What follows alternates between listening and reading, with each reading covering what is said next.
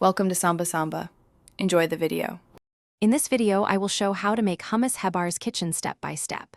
Begin by draining chickpeas and reserving some liquid, then blend tahini, lemon, garlic, and chickpeas until smooth, adding liquid to thin. Taste and adjust salt, lemon, or garlic in small increments. Finish with olive oil and a sprinkle of paprika or cumin for aroma.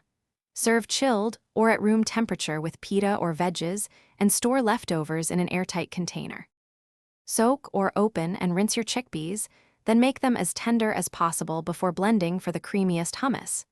If using dried chickpeas, simmer until they mash easily and keep some cooking water aside.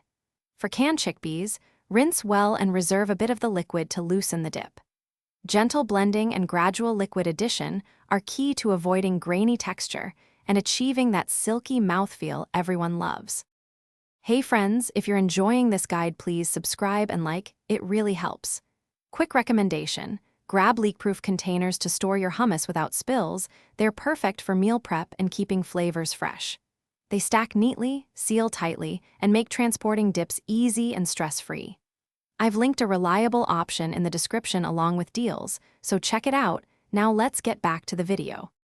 Start by whisking tahini, lemon juice, and garlic to create a creamy base before adding chickpeas, which makes a smoother hummus. Add reserved chickpea liquid or ice water a tablespoon at a time while blending to get a light, airy texture. Taste as you go and add salt, cumin, or smoked paprika in small amounts. Finish with a drizzle of olive oil and a few whole chickpeas or herbs for contrast. Thanks for watching. Consider subscribing if we helped you.